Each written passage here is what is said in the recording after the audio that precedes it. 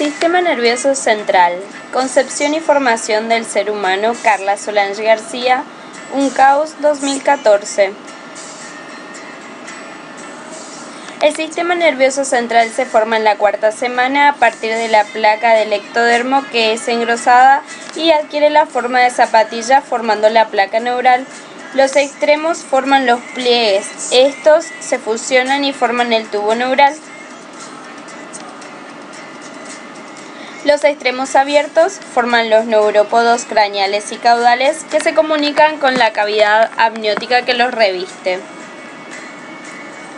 El cierre de los neurópodos craneales tiene lugar el día 25 y el caudal el día 28, y los extremos cefálicos del tubo neural muestran 3 vesículas cerebrales primitivas: el prosencéfalo cerebro anterior, el mesencéfalo cerebro medio y el romboencéfalo cerebro posterior.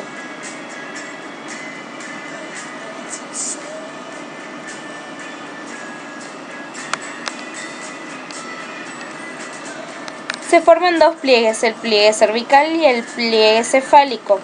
En la quinta semana el prosencéfalo tiene 2 partes: el telencéfalo, que está formado por una parte central y por los hemisferios cerebrales primitivos, las prominencias laterales, y el diencéfalo, que forma las excrescencias de las vesículas ópticas. El istmo romboencefálico separa el mesencéfalo del romboencéfalo. El romboencéfalo tiene 2 partes: el metencéfalo, que forma el puente y el cerebelo, y el mielencéfalo, que limitan el pliegue pontino. La luz de la médula espinal en el canal central es continua con la de las vesículas cerebrales. La cavidad del romboencéfalo es de 4 ventrículos y la del diencéfalo es de 5 ventrículos laterales. El acueducto de Silvio conecta la luz del mesencéfalo con el tercer y cuarto ventrículo. El agujero interventriculares de Monro conecta los ventrículos laterales con el tercer ventrículo. La médula espinal. Las paredes del tubo neural cuentan con células neuroepiteliales que se extienden sobre la pared y forman un epitelio pseudoestratificado que forma la capa del neuroepitelial. El tubo se cierra y las células empiezan a originar a neuroblastos, que forman la capa del manto que originará la sustancia gris de la médula espinal. La capa marginal contiene fibras nerviosas que emergen de los neuroblastos de la capa del manto, se mielinizan y adquieren color blanquecino, la sustancia blanca de la médula espinal. Por la adición de neuroblastos se observa un engrosamiento ventral y dorsal. El engrosamiento ventral forma las placas basales, que contienen células de las astas motoras ventrales que forman las áreas motoras de la médula espinal. El engrosamiento dorsal de las placas alares forman las áreas motoras sensitivas, y los surcos limitantes marcan el límite entre las dos. La parte dorsal y ventral de la línea media del tubo neural forman las placas del techo y el suelo, que actúan como vía para las fibras nerviosas que aparecen en los niveles torácicos y lumbares superiores.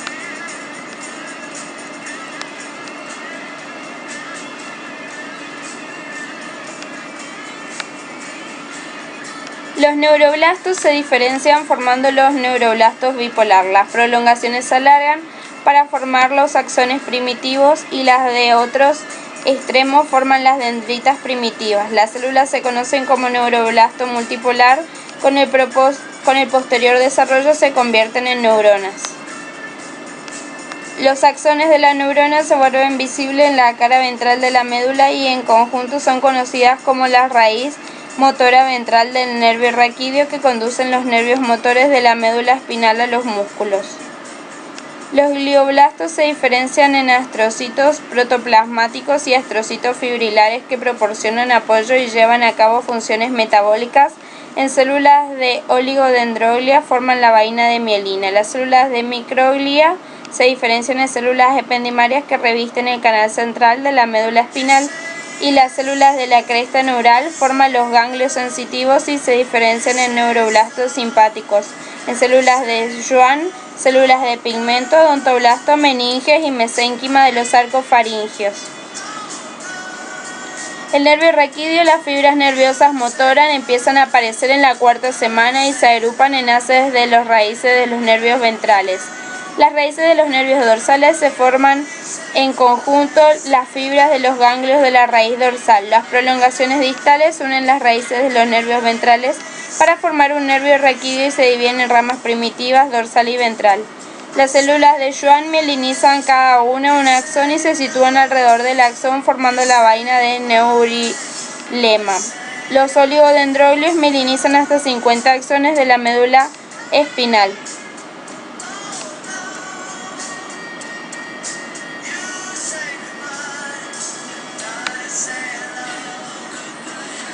El cerebro forma la parte craneal del sistema nervioso central y consta de 3 vesículas: el romboencéfalo o cerebro posterior, el mesencéfalo o cerebro medio y el prosencéfalo o cerebro anterior. El romboencéfalo se divide en mielencéfalo, que forma el bulbo raquídeo y tiene eferentes para una placa basal para neuronas somáticas y viscerales eferentes y una placa alar para neuronas somáticas y viscerales aferentes.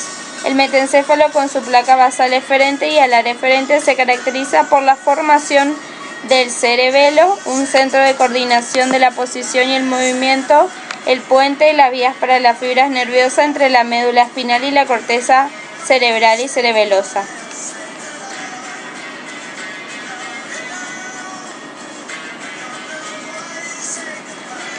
Recubre la médula espinal con sus placas basales eferentes y alares eferentes. Las placas alares forman los colículos anteriores y posteriores como estaciones de conexión para los centros reflejos visuales y auditivos en el mesencéfalo.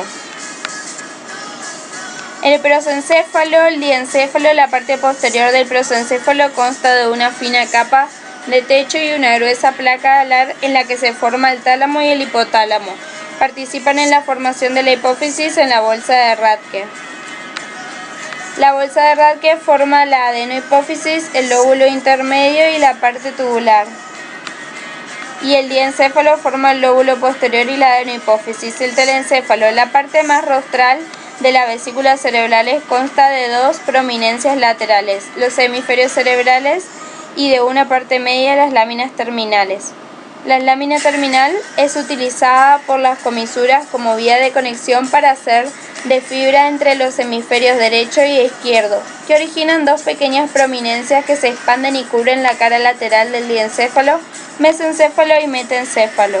La región nuclear del telencéfalo establece un contacto cercano con el diencéfalo. El sistema ventricular, que contiene el líquido cefalorraquídeo, se extiende desde la luz de la médula espinal hasta el cuarto ventrículo en el romboencéfalo a través del estrecho conducto y en el mesencéfalo hasta el tercer ventrículo en el diencéfalo. Mediante los agujeros de Monro, el sistema ventricular se expande desde el tercer ventrículo en los ventrículos laterales de los hemisferios cerebrales. El líquido cefalorraquídeo se produce en el plexo coroideo de los ventrículos terceros y cuartos laterales. El desarrollo de la corteza se desarrolla a partir del palio, que tiene 2 regiones, el palio-palio y el neopalio. En las regiones del neopalio, las ondas de neuroblastos migran hacia una posición supial y a continuación se diferencian en neuronas completamente maduras. Se desarrollan los bulbos y los tractos olfatorios. El plegamiento de la corteza cerebral humana es paulatino durante el desarrollo intrauterino. Este plegamiento es acompañado de un proceso de diferenciación y especialización celular. Las comisuras son numerosas haces de fibras que atraviesan la línea media y conectan la mitad derecha e izquierda de los hemisferios. Las comisuras anteriores conectan el bulbo olfatorio y las áreas cerebrales afines de un hemisferio con los otros del lado opuesto. La segunda comisura es la comisura hipocámpica.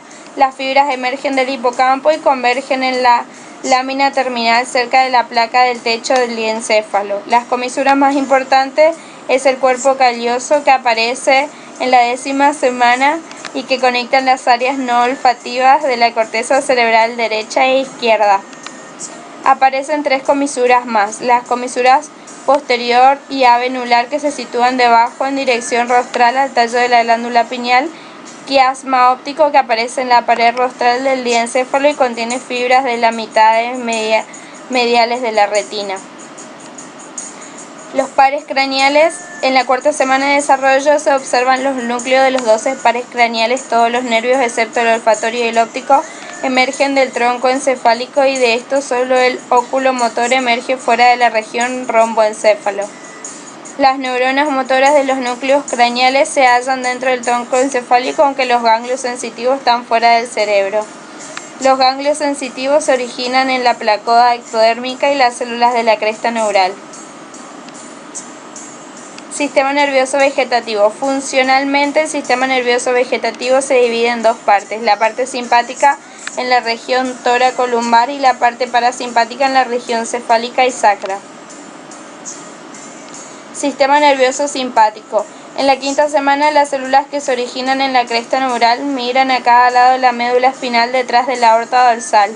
Aquí forman una cadena bilateral de ganglios simpáticos. Algunos neuroblastos simpáticos migran delante de la aorta para formar ganglios preaórticos, tales como los ganglios cefálicos y mesentéricos. Otras células migran a los pulmones y al tracto gastrointestinal, donde originan los plexos de los órganos simpáticos.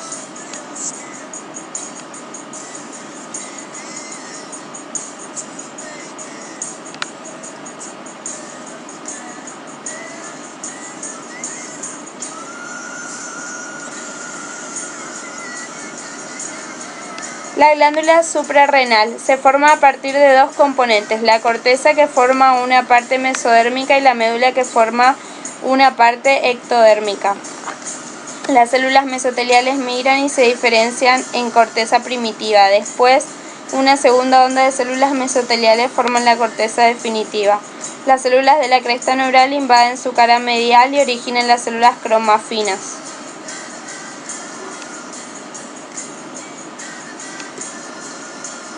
El sistema nervioso parasimpático. Las neuronas del tronco encefálico y la región sacra de la médula espinal originan fibras preganglionares parasimpáticas. Las fibras del tronco encefálico viajan a través de los nervios oculomotor, facial, glosofaríngeo y vago. Las fibras postgangliolares se originan a partir de las neuronas derivadas de las células de la cresta neural y pasan a estructuras que inervan.